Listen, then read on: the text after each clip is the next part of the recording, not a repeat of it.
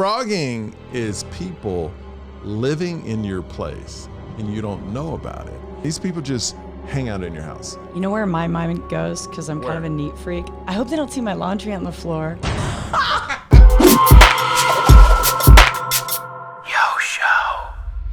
Hey, what's up? It's Michael Yo. Welcome to the Yo Show. Thank you for hanging out. Make sure you subscribe so we can keep Alex, the producer, who's 15 pounds lighter and is losing weight every single day, employed. This is how we keep him employed through this podcast right here.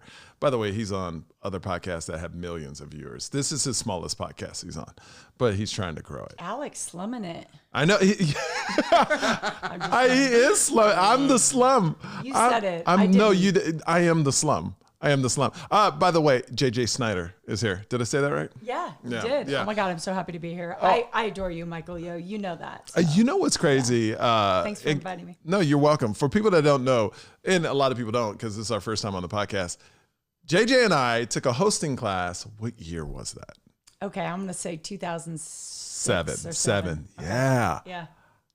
Now, yep. Did we ever do anything together in that class? Like, were we ever paired or anything? I'm sure we were. I mean, the funny thing is, so it was this woman who's very well known in Los Angeles, Marky Costello. Yeah, yes. Marky Costello. And basically, if you were wanting to break into hosting at that time, you went to Marky Costello. She was the one. She had Jason Kennedy. Everybody on E went to her.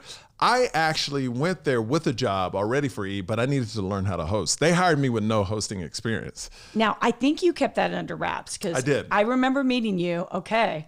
But I remember, here's this guy from radio who's come from Florida. I just kind of singled you out because I just felt you were super nice.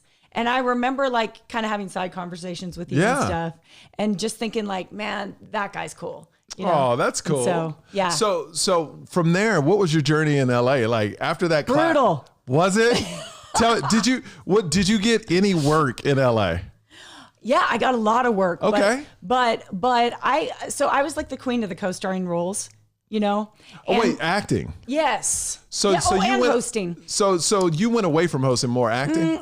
The two have always been synonymous for me. Okay. Yeah. I started out like I wanted to be like on SNL, like in improv comedy groups, you know, which were like I don't have the chops like for improv. Okay. Like I'm not that great. I mean, I'm spontaneous, like it's translated, I think, into my, hosting. Yeah, of course. But not to be on SNL. Like, no, that's another level.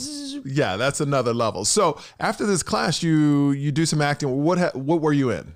So. Oh, Grey's Anatomy, CSI, and Okay, Grey's Anatomy. Were you a patient or? No. So what started happening to me about that time is I stopped playing like, young blonde mom kind of roles. And I started booking newscaster, TV host, or spokesperson roles.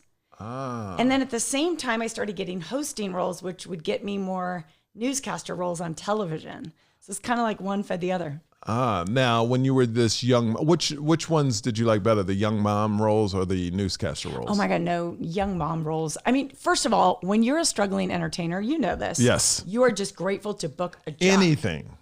It's like, I got to cancel a vacation. I got to cancel a date. No problem. If I have a job, I will be there. I mean, you kind of get like I don't know if you ever had this, but like a desperate mentality because you were successful on radio. Yeah, I always had my radio job. So I would say I never got desperate, but I'm always hungry. I'm always eating. I want to eat everything. It's like I'm hungry. If there's a job, I want like comedy. I want it. Like acting, I go after things I want. So I'm always hungry, but I wouldn't say desperate yet. Yet there's never been something I'm like so desperate to get where it's like, but I'm always hungry for things. I really had to it does. I think now, like desperate, the were you kids talking say about thirsty, financially? Right? Yeah, thirsty. You were thirsty. Now, you can't say, was it financially desperate or was it just career desperate? Yeah, like financially desperate. The reality is like I had parents who bailed me out with $300 and $500 at a time for years. You know what I'm saying? But I worked as a valet. I worked as a waitress. I did singing telegrams. I was a nanny for years. Singing telegrams? Yes. I used to go around in a United Airlines suit. I jumped out of boxes with a magician at Wizards at Universal City Walk. Anything to get by. Anything. What's the worst job you ever had? I think the worst job was working on New Year's Eve at the Cheesecake Factory in Marina Del Rey and being given a station with no customers. So I sat there in my little like white blue jeans and my pink bow tie, and I made $0, Michael. Wow. That was bad. That was a low moment. Yeah, that is a low moment. Yeah. But can I tell you something? You kind of look like a cheesecake person. Oh, man. Like a cheesecake. Yeah. I could see the vibes when you were younger and at that age where you were. I bet you made a lot of tips though. A lot of times there. It's funny because and you said to me you really come across like the newscaster, like the blonde No, newscaster. the nice person. Oh, thank you. But when Seriously? I say, you're taking it wrong. I was comparing you to very successful newscasters, which aren't newscasters. They're more personalities, and those are the people I see. I took that as a huge compliment. Okay. We're talking about a conversation we had yesterday, Yes. by the way, you guys, if you're like, huh? But no, you were talking about people on Good Morning America and whatnot. Yes. And I take that as a huge compliment. Because to me, Huge. here's the thing I talk about all the time. When you watch the news, you can talk about death, but there can be empathy in the face and eyes. A lot of people, you don't see that in newscasters. But the bigger the market they get, you see it, and that's why they're in the bigger. They're not just reading about a murder on Fort Apache. It's like they really feel something about that, but they're not overly expressing it. You could just feel it. And I feel that's what makes successful people on television so good, because you want them to identify with your feelings, but not be over the top with it. And I think people on Good Morning America is my favorite show because I feel all their talent has that. They're just good. They're just good. And even if they don't care about it, they're acting like they care about it a lot, but they're not overly acting. You just tell by the tone, the eyes. I don't know. The eyes do a lot. I don't know. That's just me. No, that's just me.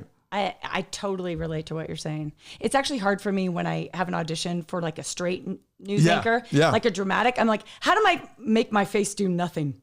Like it's hard. And they used to bring me in for those all the time. I was like, this is not me. Oh yeah, because physically, like you in a suit, you're like ready to go on the news. Yeah, I can. Yeah. But I'm not the guy to be like, today's news. That's not me. I'm not that guy. Your voice sounded good though. Today's news, breaking news today.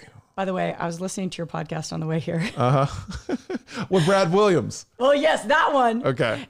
Yes, that one. That we have to talk about that a little bit. I'm still a little traumatized from about come on, the little feet. About him 7 minutes into that. Yeah. The little legs. Oh my God. It's one of the funniest things that's ever. But it makes sense if you're a dwarf. Listen, if you don't know what we're talking about, you got to go back and listen to the conversation with Brad Williams, who right now is doing his last couple performances at Mad Apple. Have you gone to Mad Apple? Oh, yes. I was really there good. with bells on. Yeah? Yes. Yeah. I'm going to go see it a second time, actually, When? this Friday night. Friday night. You want to go? Harrison Greenbaum. Yeah. He just hosted the show with you. Yes. Well, yeah. Mm-hmm. He's someone you must have tremendous respect for. He used to do 600 shows a year, stand-up shows in New York. He's a beast. Whoosh. And he's a phenomenal magician. But he's the only person I know that's graduated in Harvard top of his class. Like the dude is brilliant. Absolutely brilliant. And I love him for that. And he's so smart. He's so smart. And he didn't even throw that out there, which is such bragging rights. You know what I mean? God. If I went to Harvard, I would throw it out to everybody. That would be, hi, my name is Michael Yo. I went to Harvard. That would be my opening to everyone. I went to Harvard. Exactly. I'm a Harvard. Hello. I would wear the little sweater, the little H, everywhere. That would be my thing. Can we get back to the Cheesecake Factory? Yes, you do look like a cheesecake waitress. I may appear like that, but let me tell you, within those nice kind of semi-fit, or actually very fit, right? Cheesecake is really a California company. Yeah, all the waiters are in shape. Was there a lot of dating at the Cheesecake Factory? And not to my knowledge. I didn't know of any. Because everybody's good looking. Inner pretty dating much. In LA, everybody's good looking at the Cheesecake. Oh, it is a good looking festival. In Los Angeles. Yeah. But I was kind of like I always felt like an outsider. That's a little bit of like. You kind of have to conform into that thing. And I showed up with pigtails one day to wait tables and I got sent home. They're like that. That's not Cheesecake Factory. And I was like, but that's me. That's not Cheesecake Factory. So what is Cheesecake Factory then? Pigtails, no cheesecake. Not cheesecake. Huh. It was too. It's too It was like Theater Girl, like my Theater Girl was showing. You know what I mean? Gotcha. Okay. Now, you were in 2.5 Men with Charlie Sheen. Yes. How was that? Oh my gosh. That was the coolest experience. Now, what was really cool about it? First off, when you go into the wardrobe room there, for women specifically, and I wish I could remember the main lady's name, but I can't. The room, it's about as big as your podcast studio here. It is packed with the sexiest clothes you've ever seen. Because what 2.5 Men does so amazingly, they take any woman who's cast on that show and they put them in their best self. Like, you are tanned, they shine your skin, the cleavage goes like this, the hair is done. Like, they know how to make women look great. And, so the wardrobe room. And what was your role on the show? What'd you do? I was the attractive lesbian. Oh, attractive lesbian. All right. Did you have to make out with a chick or anything on it? I didn't get to. I wish, they didn't write that in. They didn't write it. Looking back, that was kind of a lost opportunity. It was. So how many episodes were you in? Just one. Just one. See, this is what I did. I would come in, have, 5 lines. What was your lines? Be on a show Do you for remember? a moment. I don't remember my lines. I do remember the premise was we were at Charlie's brother's girlfriend's house, and I was fighting with the other lesbian in the scene. Okay. So we were giving each other eyes, and Charlie found that was hot. So we ended up leaving the party with Charlie. Of course you did. Yeah. Of course you did. Now, did Charlie really hit on you? Not at all. What? Charlie Sheen, total gentleman. See, that's good to know. Total gentleman. That's good to know. Professional. Have you ever seen someone come in, be handed sides, sit down for 5 minutes, stand up, and bust out a scene? That's Charlie Sheen. Well, I mean, it's a muscle. It's a muscle because when I shot that show, Amber Brown, that's on Apple Plus right now. When I shot that show, at the beginning, it took a while to learn scripts. Then once you get them all seasoned, literally, you know them in an hour. His 5 minutes, me an hour, but it was 30 pages. You would know them because you just knew your character too. And your character, is it named Michael? No, his name is Bill. No. Didn't it? Wasn't it? I watched the trailer. I'm sorry, I'm getting it wrong. Phil, not Bill. Okay, I thought I heard Bill in the It's trailer. Phil. So I'm excited, man. I mean, the people that have seen it, it's getting good buzz. So, we'll see what happens. So you're playing a father divorced from the mom in the show. No, I'm playing a father that has a beautiful daughter that's mixed, and I get involved in work. I'm super busy at work, and my job moves me to Paris, and I'm the guy I'm not doing it for me. I'm doing it for us. But as I'm saying, I'm doing it for us. I'm never around for them. Yeah. So then the wife gets upset. Sarah Drew, who plays April Kipner in Grey's Anatomy, she decides that this is ending. And when I show up, I don't know she has a new fiance. Oh, so ouch. I find out while I'm trying to fix our house sink, and he's there. So it's the awkwardness of that in a very light, fun way. Okay. It's my daughter really wants me back in her life. My wife he's a fiance. They're not married. Mm-hmm. So there's hope. There's a window. There's hope. And my daughter is pushing for me right now, but kind of starting. I'm in a position where I knew I screwed up. So I'm like, you can like this guy. I don't want to stop your happiness. But I feel that I can get her back. I haven't read past the script, but because we're not in second and third season, we'll see how the first, but I really feel Phil's going to get her back. If this thing ran to the end, I would get her back.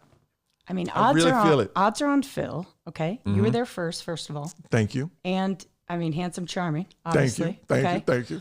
But also you have that child together. So there's that. Yep. So this is a situation. This is a situation. And this is what I love about the show. Interesting. This is through the kids' eyes. So this is great for families because families can watch it. Because not every family parents are still married and everything is great and beautiful. This is a story where your parents can still be together or they've gone through a divorce. So this identifies with those kids too. Mm-hmm. So they can watch their own story. And for me growing up, we didn't get to see mixed kids. Though I first started seeing mixed couples on television 7 years ago. And they did it with a Cheerios commercial or a cereal commercial, and everybody got mad about it. And they had to take it down. You know, it was such a sad thing where the commercial is, I think it was a white lady with a mixed daughter in the kitchen. And it was saying Cheerios is good for your heart, or whatever cereal is good for your heart. So the little girl, goes to her dad in the living room and says, this is good for your heart, and puts it on his heart. And that's a black gentleman.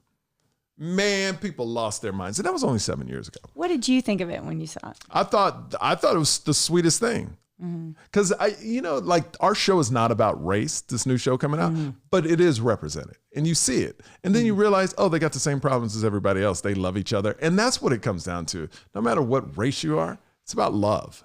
You know, everybody wants to do what's best for their family. Just people do it in different ways. And one thing about this new show is people that are mixed can watch it and feel like, oh, I'm represented. I see myself in this show. My parents, and they might, look, I'm black and Asian, and in this show, my wife is white. Or even if their dad is Mexican and the wife is white, or vice versa, or any color combo, they can see something mixed on screen. Where when I was growing up, everything was either white or black. Now you see Asians coming in, but still there's not a lot of mixed representation. And what's interesting to me is Barack Obama was the first black president. Okay, great. But he is half white.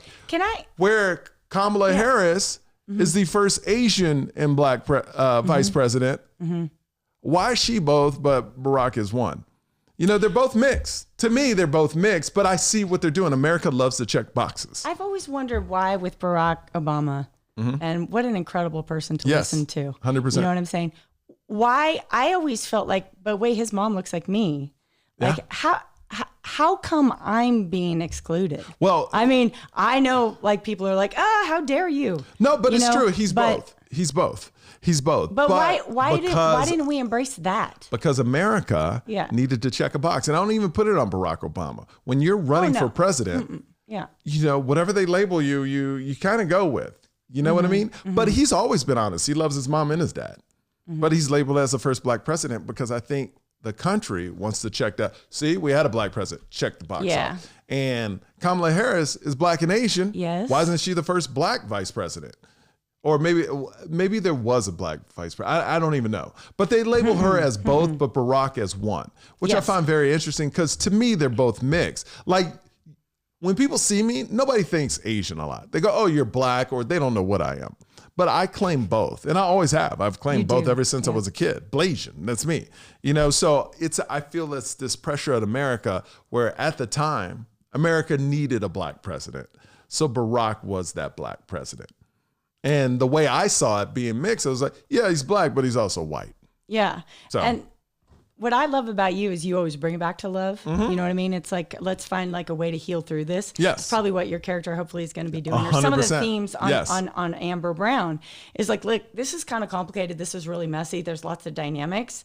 But like, what if we apply some love to the situation? 100%. You know what else? I kind of went psh in my head when you were explaining that. Maybe the difference between how we considered Barack one or the other and Kamala, we allow her to kind of identify as both. Is that the difference of 7 years? It could be growth. Is that?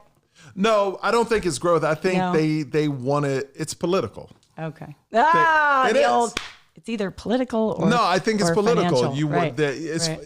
Exactly. But there could be growth because now I'm seeing a lot. You can't now. It's kind of you can't turn on a commercial without seeing a mixed family now, a blended family. Oh no, you cannot. So now it's gone like okay, now it's like everywhere. So you can't.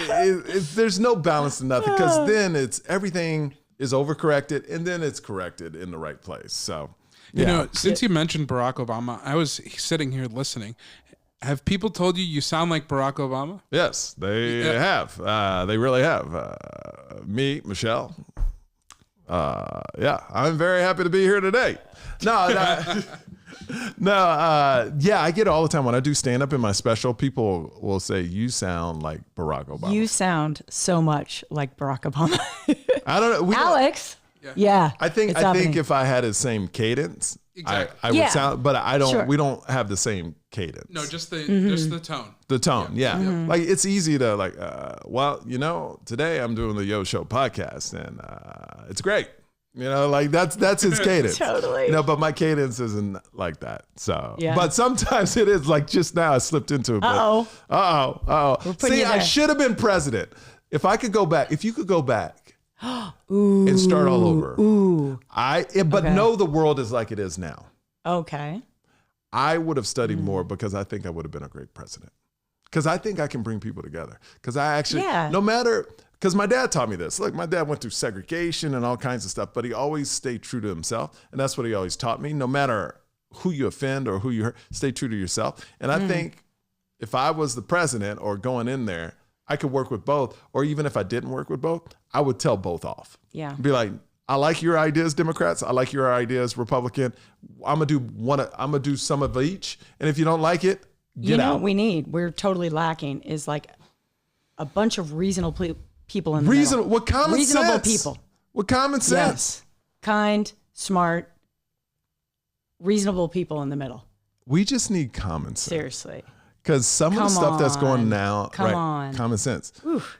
I heard you say you joined me on the show this morning on my show, and you say that LA actually got a little liberal for you in terms of your kids, kids and schooling. No, I said that to me, you shouldn't hear just one thing. Okay. You should hear both sides, whether you agree with it or disagree with it. Like, here's my thing. I can argue Republican and Democratic facts on each side because I educate myself with both sides. Where most of the people, there's a video going around about CRT, critical race theory. Most people that hate it can't even tell you what it is. And there's tons of videos of that. Like, well, we need to get CRT out of schools. They go, oh, so yeah, we do. What exactly do we need to take out? They can't even, they just say what's said in the news. That's the news. The news is very polarizing. They make it seem like everything's extreme.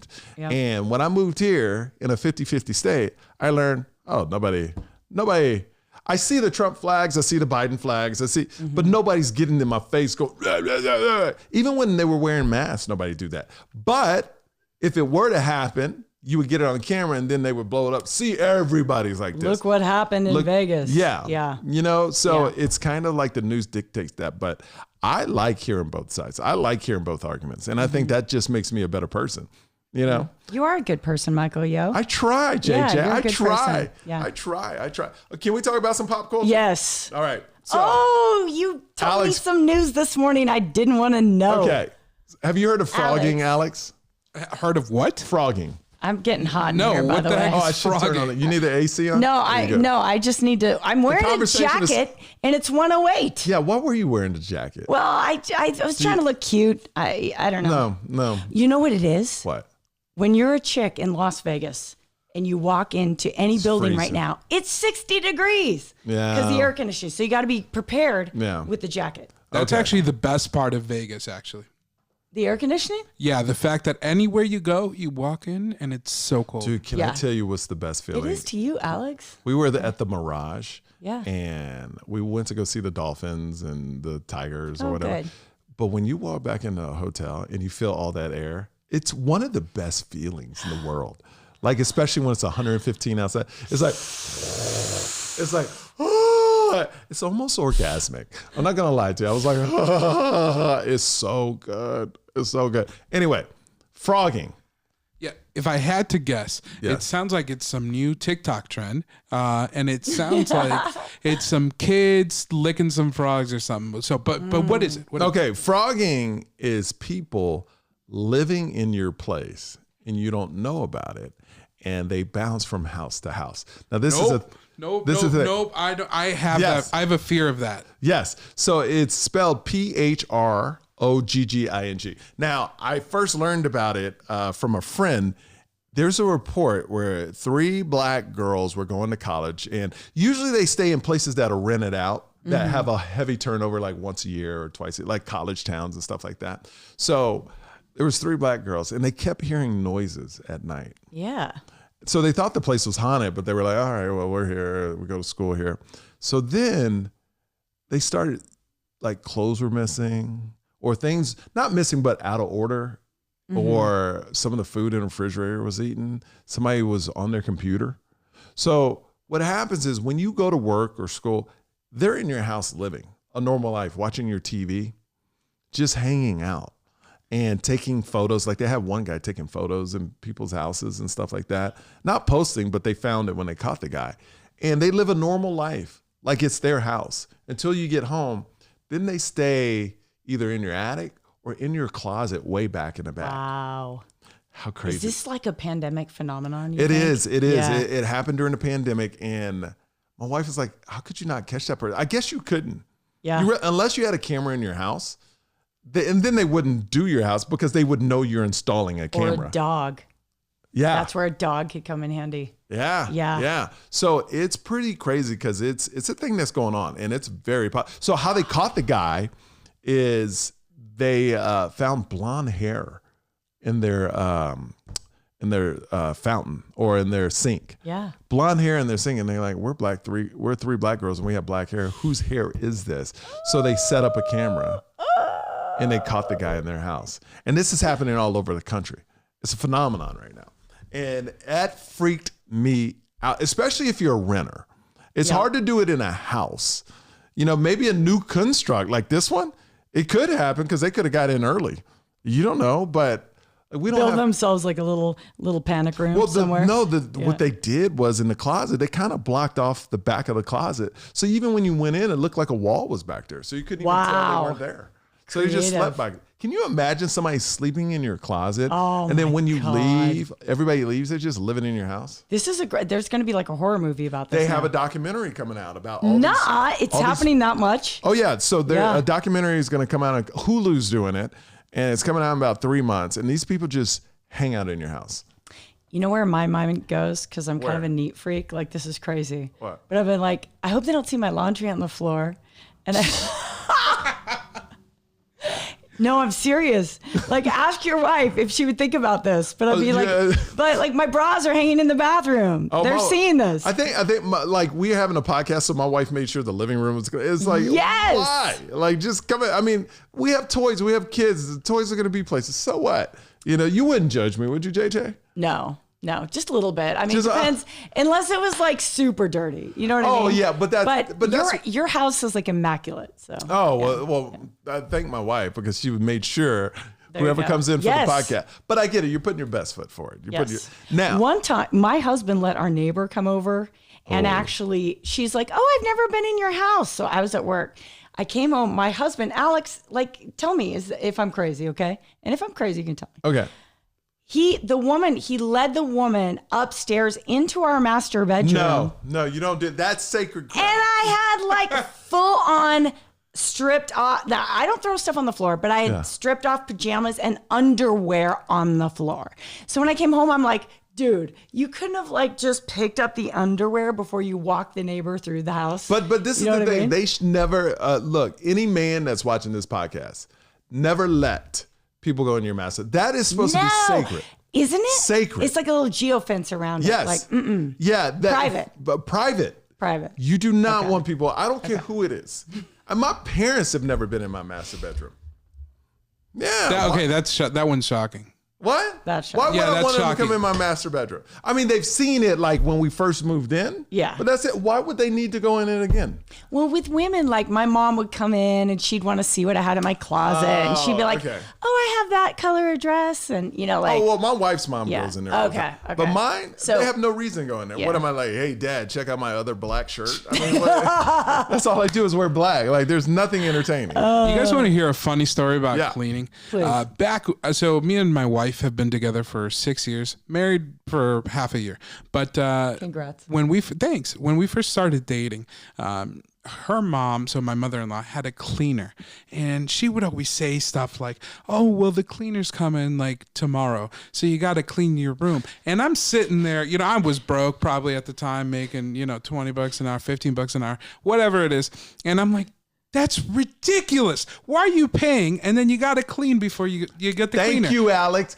My wife does that. No. Hold on, Michael. Go ahead. This is where it takes a twist. So this year, I'm so busy with work, and I never foresaw myself hiring a cleaner. And I did this year. And you know what I did before the cleaner came?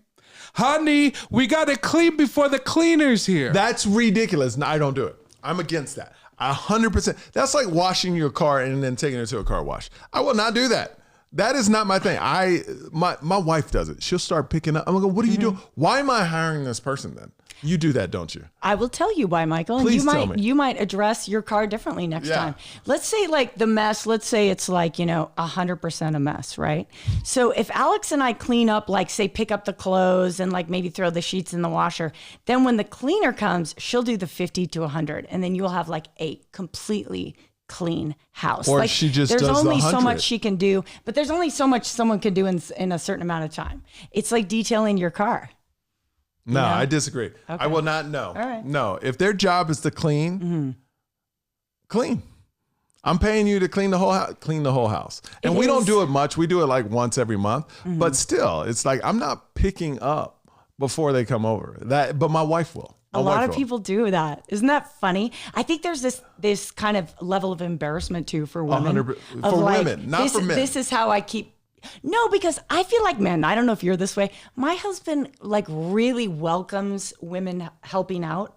Like he loves, like if you come over and you bring, like you cook something, and my husband's Italian. So you cook something, he is like, oh, lovely. Thank you so much. You know what I mean? He loves female attention. I do. He gets pedicures. You know what I mean? He loves I'm that. getting one at 3:30. A Manny and Petty. Hey, all of this is getting a pedicure and Manny. Good. It feels so good. Yeah, I don't like the when they rub the feet because I have smooth feet. I don't ever chalk. You got smooth feet. Feel my arm. Naturally. Whoa, come on. My wife says and I don't even shave. That's just Asian. You do have very smooth skin. Black don't crack, Asian no raisin. Wow, dude. Yeah. You're going to be looking really good in like 30 years. Yeah, I'm old. I'm 167 years old right now. Excellent. It's looking good. Thank you very much. Yeah. Oh my gosh. Can we talk about age? Because I heard you talking about pool parties in Las Vegas and how you kind of have aged out of them. Way aged out of them. Pool parties in Vegas. I don't know if anyone listening hasn't been in the last 5 years. They've turned into full on Sodom and Gomorrah. Oh. Like, whoa. It's crazy. I couldn't even handle it. I used to go to those. Look, before I got married, I was at those bars, those clubs, day clubs. You know, when they had the big one at the Palms, this is like 8-9 years ago. It would start at like 2:00 in the afternoon and go all night long. I was all about that life. You know, the cabanas, the thing, wasting so much money on crap, trying to impress women. And now if that's the one thing I wish I could change. I had great times. Yeah. But you're paying all this money just to try to impress women. Is that really why you were doing it? Yes. Yeah. Why? Guys, when you're single and with a bunch of single dudes, you're not doing it to impress each other. You're doing it to impress women, to try to hook up with them or just to hang out with them. Guys are driven by women. Guys do anything for women. That's what's crazy. Guys change everything for women. Everything. Wow, you don't hear guys say that very often. They do. They do. I look back to my wildest times, like, because I partied hard in LA. In LA? Oh, yeah. Were you at Winston's? Oh, yeah. I was all over that town, really. I mean, I was in different areas. I was on the west side a lot, like Santa Monica. Oh, you were in Santa Monica. Yeah, I was kinda. Hollywood. Yes. I lived in Hollywood and we went to Ladue. Winston's was big at the time. Laurel Hardware, I think it's called. Oh, that's cute. Yeah, just all the restaurants and stuff like that. When I look back, though, to my wildest days and when I was really really doing the cocktails and really partying, really behind it all was that I wanted to find a man. It really was. Was it? Yeah. Yeah, it was really kind of like, so y'all had the same mentality. I mean, believe me, I love to party with the girls and I love to dance. I still do. Like, that's fun. But underneath it all was the yearning to find like a partner. Yeah. See? It really was. I'm telling you, all this partying is trying to find the one. Yeah. And then the people that get older, let's say over 45, and they're doing it.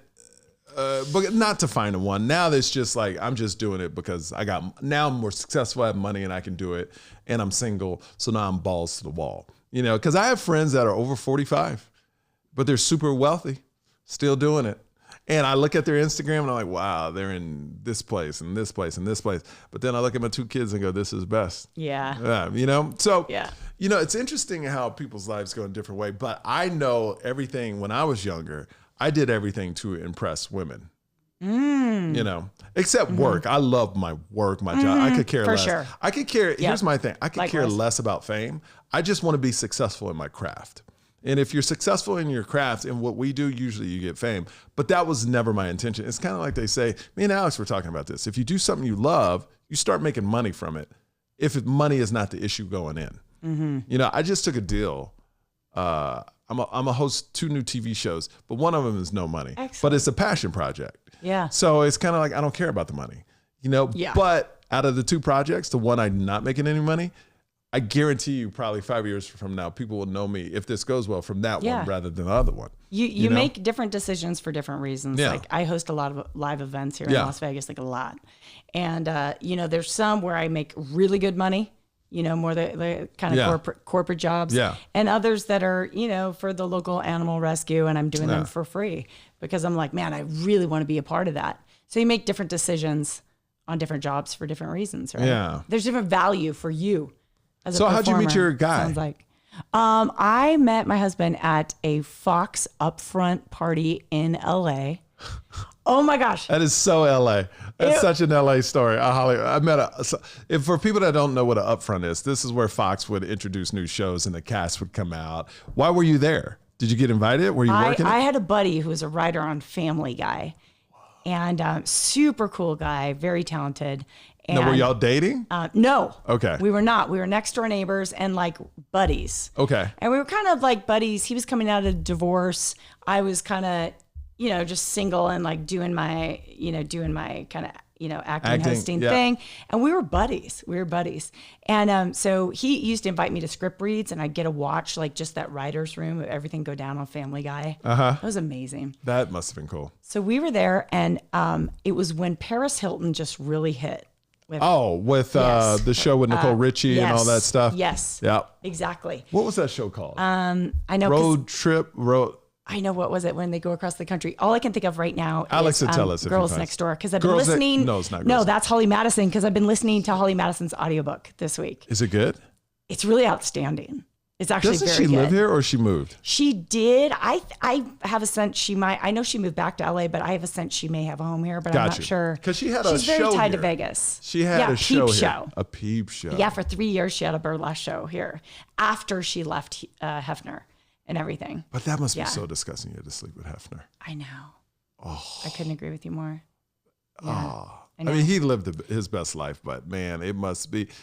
But you know what? There's all kinds of agreements that people make, right? Absolutely. There's all kinds of arrangements for career, for financial, you know, kind of. So anyway. Okay, so I met my husband. Yes. So Paris Hilton walks into this party. They were serving apple martinis, so I had a few. Okay. And it was the first time it was like, because Paris was like, I think she was on Twitter at that time. And I saw her come into the party, and I watched her avoid getting like completely surrounded by everyone at the party by moving through the party. And have you ever watched a celebrity do that? She literally moved around the party in about 3 minutes, talked to 1 or 2 people she needed to. Her people kept her moving. And when she walked out and I brushed by her as she was exiting the door, she was tweeting about it already and walking to the next party. She was amazing. She had it down. Do you know what I mean? Yeah. And I was like, wow, that's a level I've never seen before. Well, it's pretty crazy how I had an intern at the time in Miami because I was on the radio in Miami. And I remember when Paris blew up, she was like very young. She was like 17 or 18. She goes, you know what? I want to be just like Paris Hilton. And as an older person, I was like, why? You know, it's just interesting how pop culture and celebrities move younger people. Even though if you're older, you know, it's a terrible move. You don't want to be like Paris. Look, no offense to Paris Hilton. You know, she's successful in her own right, you know, but like, why would you want to be like her? You know? And it's interesting. I talked to her 15 years later. I go, you remember? She goes, oh my God, I'm so embarrassed. You know, she was in that dressed like Paris Hilton, everything like, but we all look up to people, you know? So, and she looked up to Paris. I looked up to Michael Jordan, you know? So it is, but to me, Michael Jordan he's a GOAT. He's one of the greatest of all time. He was a basketball player. So I don't know. It's just very interesting how pop culture today, even more than back then, because now we have all this social, really moves kids and younger people and each other now. Like anybody can be a celebrity now.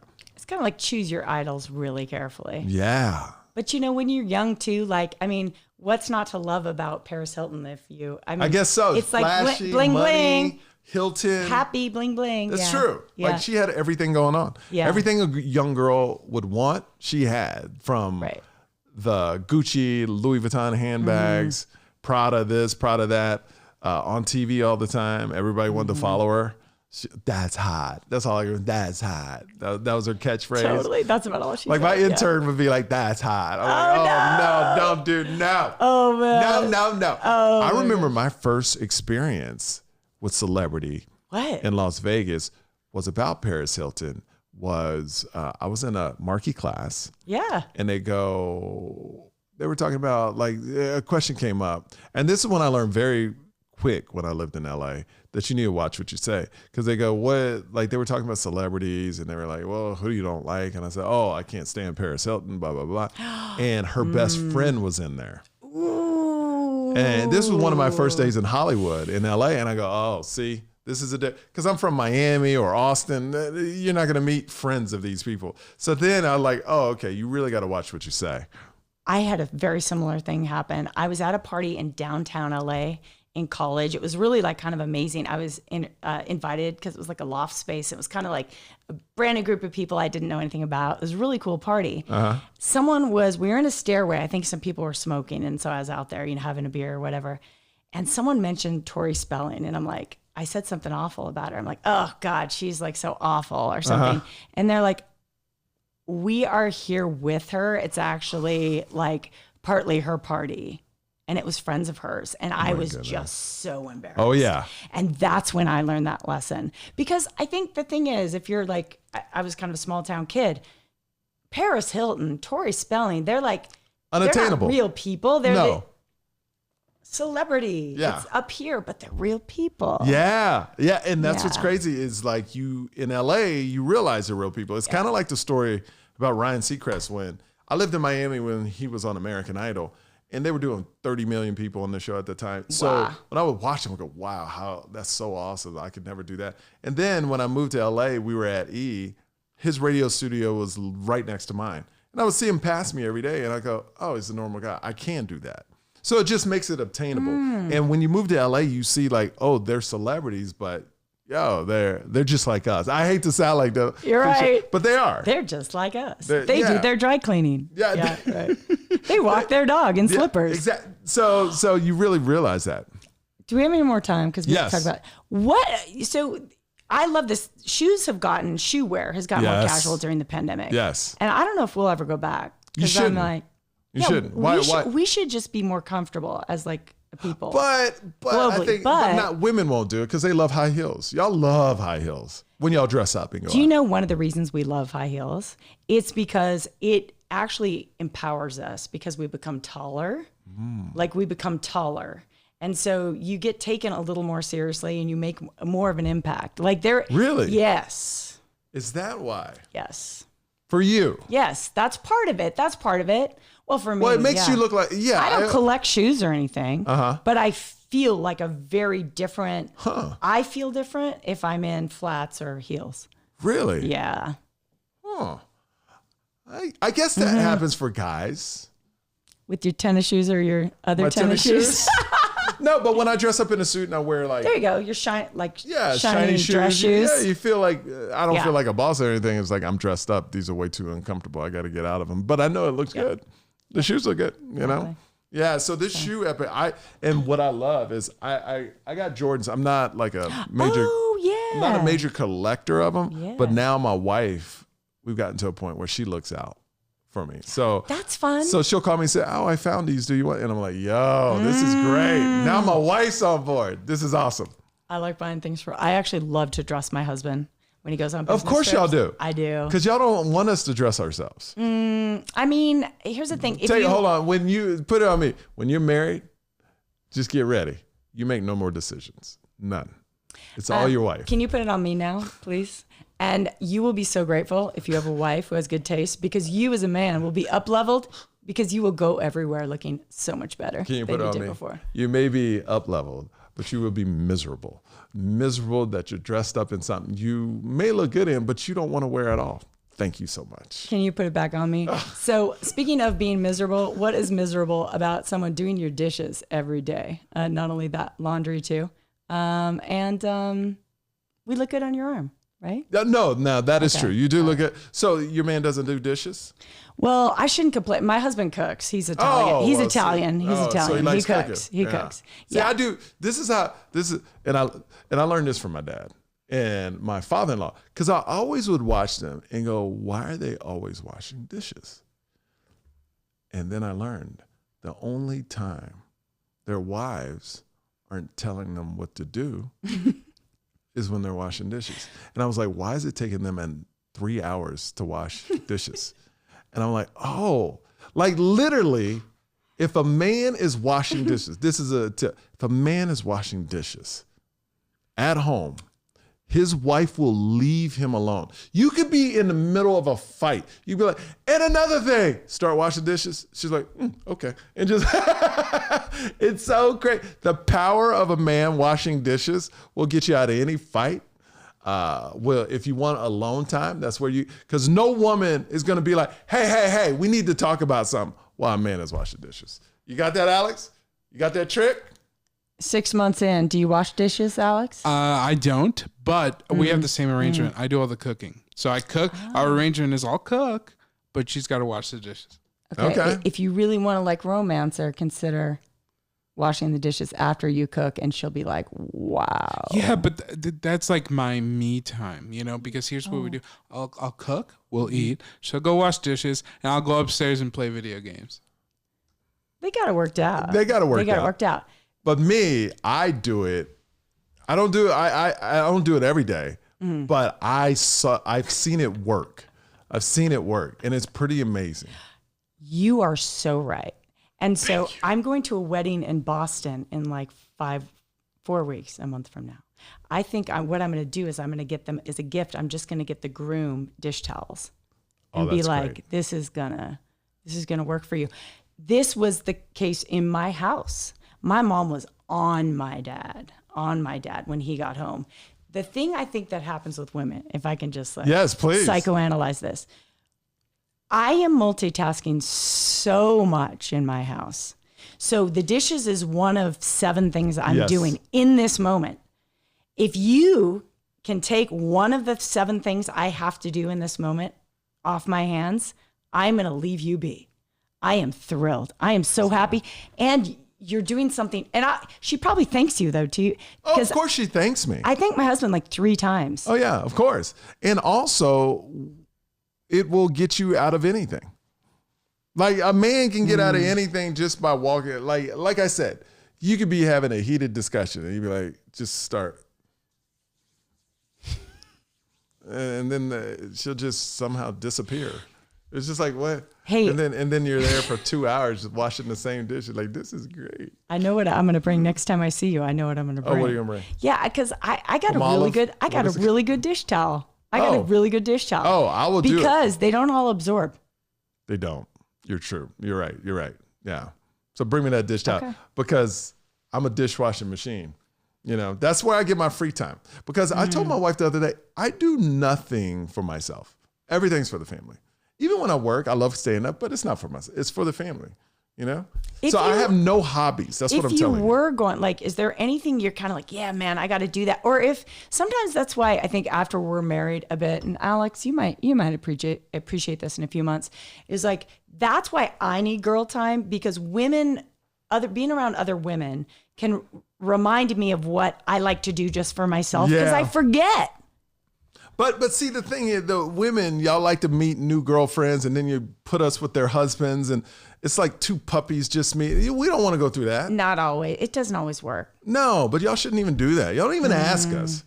Y'all are rude. I'll be like, y'all want to meet? You want to meet such and such? And then you're like, oh, we're going to dinner. Like my wife would be like, we're going to dinner with this couple. And luckily, me and the guy became friends, like really good friends. He's a great guy. See? And so it worked. See? But I was dreading going in.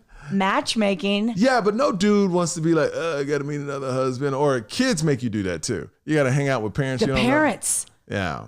So do you have kids? I don't have kids. Well, yeah, I have 2 kids, babies, and now I'm missing. Now I'm meeting everybody's yes, you are. parents. Yeah. So Yeah. I like it so far, but I'm Good. sure there's going to be times I hate it. Good. Well, you got those birthday parties, Oh, and if you don't invite everybody to your birthday party, they want to invite you to their birthday party. So it's like this. It's political. It is political. Yeah. It's politics through kids' birthday parties. Yeah. And then it's like, who can outdo you? Like I told my son, I told my wife, we are doing low budget birthday parties, and I don't care what people think. Yes. I don't care. Oh, I agree. I don't care. Chuck E. Cheese it up, done. And they just redid Chuck E. Cheese down the street, so it's pretty amazing. I heard you say this because so I was listening to your podcast. Yeah, it's amazing now. Chuck E. Cheese got an upgrade. It got a big upgrade, new games and They everything. cleaned off all the balls. Yes, they did. Oh my God! And you remember the robot rat that was so just disturbing? That was Yes, sitting in the corner. Chucky. Chucky. Yeah. Oh, disgust. Chucky got a new costume. Everything's new. Everything's new at Chuck E. Cheese. It's great. Chucky's got new shoes. Chucky's got new shoes. Yes. Chucky is kicking. Any pop culture stories you want to talk about before you leave? Anything you covered? Well, I just wanted to ask about our friend Joe Coy. Actually. Yes. Joe Coy and Chelsea announced not too long ago that they're not together anymore. And that's sad because I love watching them together.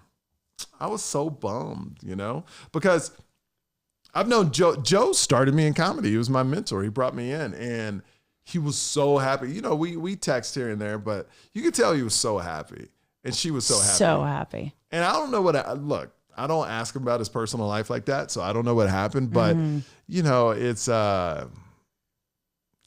felt like it must be, and this is for both of them, and this is my opinion, and I haven't talked to either one of them. When you get that famous and that success, it must be hard to date. I would just think in so. general, right?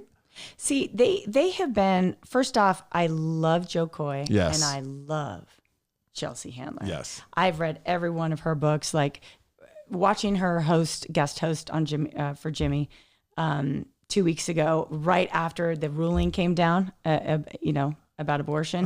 She was like my savior because she was just helping me laugh through it. And she's just balls out, such an awesome chick. Yeah. Seeing them together was like one of my delights over the past year. 100%. I love them both. My wife was so sad. Like, so sad. She sent me the story. I didn't even see. She sent me the story, and she was like, I'm so sad. Because they were so good together. Come on. But, it's a thing where, look, let's be honest. They're both extremely busy. They're both flying. They're both flying in different directions. And 100%. Doesn't he have a show coming out, too? He has a show on ABC supposedly coming out. He has a movie coming out August 5th. So he's... Okay. So it's look. I know they had a great time, and he'll always love her, and you take it in stride and move on. But I love Joe Coy. I love Chelsea. Put me on the map. Joe Coy took me on tour. Because of those two, I have a career. So wow, I love them both. You're close to them. Yeah, that's amazing. But all right, it is sad. We wish them the best. Yeah. Now, how can people follow you? Definitely on my Instagram at JJ Snyder. Also, I'm here locally on TV on the Morning Blend. Morning Blend, Las Vegas. That's right. You're gonna have me back. Did I do okay? Oh my gosh! So Michael co-hosted with me this morning. You were fantastic. Come on, you walk in here with your E-entertainment and you're asking me if you did a good job on the show. I just want people happy. You just never know because I never watch anything I do. So because usually it's live or I just kind of do it and move on. But since you were over here, I was like, oh, so what you think? How they like it? Oh yeah. No, you're so easy. You're just easy to talk to as a person. This has been great, yeah. Yeah. You're easy too. Yeah. You're easy too. You know what? You're easy. So, okay. Morning Blend, ABC, right? Yes, in town? ABC, in Las Channel Vegas. 13 here in Las Vegas. Are you on Instagram too? Yep, Instagram at J2 Snyder, 2 with the 2. J2 Snyder. Yep. So am I wrong calling you JJ then? Well, JJ was taken, so I went. Oh, with J2, two Yeah. J's. Yeah. Got it. All right, so follow her. Yeah. And also subscribe to the podcast Yo Show, all my tour dates, michaelyo.com. And also click down at the bottom. We got some cool stuff that you can check out. And yeah, we appreciate you. We'll see you next time.